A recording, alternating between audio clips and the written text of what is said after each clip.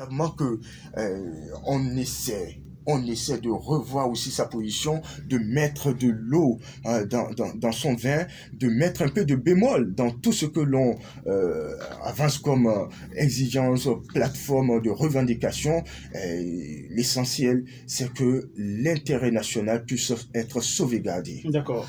Raoul Steve, moi je pense que ce que le point dit est difficile. Ah bon? C'est difficile dans c'est ce sens. C'est difficile aujourd'hui de s'entendre, c'est difficile de ramener la balle à terre, c'est difficile de s'accorder sur le minimum pour éviter ces genres de situations, ces heurts, ces violences que nous enregistrons. Jusqu'à hier, le discours que tient, d'accord, que tiennent, j'allais dire, les acteurs de la mouvance confirment que le processus est très avancé et est en marche et qu'on n'est pas prêt à reculer. Jusqu'à hier, en tout cas, pour mais n'est-ce pas, selon vous, une erreur de parcours quand on entend l'actuel ministre de l'Intérieur qui estime que, d'ailleurs, qu'il n'y avait personne, qu'il n'y avait... Vous avez écouté... Il n'y avait pas des éléments vous avez de la écouté police. quelqu'un qui a dit on va s'entendre jusqu'à l'heure, là?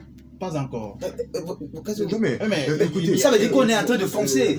Non, il n'y a pas d'autre mot. Nous sommes en train de... Le processus est très avancé. Ce sont des faits. J'observe que... émis des souhaits. Oui, c'est des souhaits. Nous émettons tous ces souhaits-là. Le souhait de tous les Béninois, c'est... Est-ce que vous pensez que c'est la meilleure option? Le gouvernement, on peut faire des erreurs.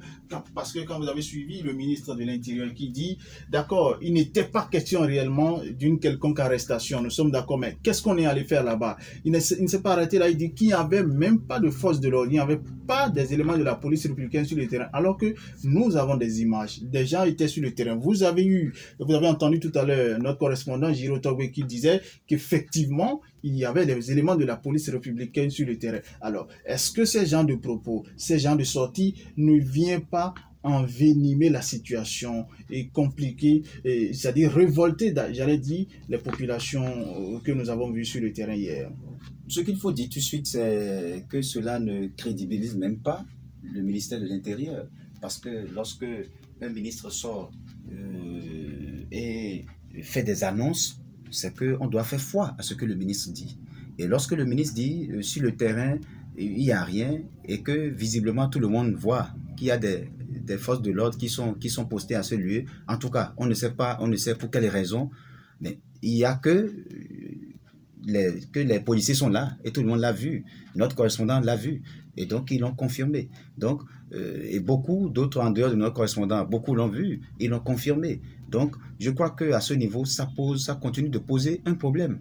Le problème que ça pose, c'est quoi? C'est que le régime est droit dans ses bottes. Et le processus est en marche, le processus avance. Et on n'est pas prêt à reculer, malgré ce qui se passe. Et c'est là où je dis qu'il faut regretter la situation. Alors, il y a des violences dans le pays. À quoi peut-on s'attendre? Le régime pense que ça évolue. Lukman l'a dit, la Cour constitutionnelle a un rôle important à jouer. La Sénat a déjà donné les grandes tendances. Ça fâche, il y a des orientations qui sont données. L'opposition demande l'annulation, la reprise des élections, et ainsi de suite. À quoi peut-on s'attendre? Pensez-vous que face à cette situation, les violences que nous avons enregistrées hier, le gouvernement, le chef de l'État ou la communauté internationale pourrait nous aider à s'en sortir très rapidement? Non, nous sommes dans l'impasse. Et ça, cette impasse-là, c'est depuis bien avant même les élections. Et donc, on n'a pas pu s'entendre. Nous sommes allés dans ces conditions. Le climat sociopolitique n'est pas apaisé. Nous continuons comme ça. Il y a des violences et on continue comme ça. Le langage que les acteurs politiques continuent de tenir, en tout cas de la mouvance, quand vous écoutez, c'est que le processus continue. Et au niveau de l'opposition, on est toujours tranché, on dit il faut arrêter le processus. Donc, mais rien n'a changé jusque-là, que ce soit dans le camp de la mouvance ou de l'opposition. Les positions sont tranchées et on continue. Malgré les violences, les positions sont toujours tranchées. Donc on est dans l'impasse. Moi, je ne sais pas ce qu'il faut faire. Il faut prier maintenant qu'une des parties puisse ramener la balle à terre. Parce que des deux parties, il n'y a pas un compromis. Est-ce que c'est la prière qui va régler cette situation, le point au Non, on a dépassé l'étape de la prière.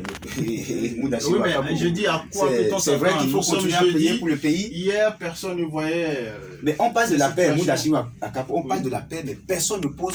Enfin, dans les deux camps, il n'y a pas une marque de paix qu'on pose. Donc c'est compliqué. Nous sommes dans une situation inédite, dans une situation délicate. Vous voulez dire que le pire est à craindre? Les opposants disent qu'il faut arrêter le processus. Il y a des tensions partout, il y a des manifestations. De l'autre côté,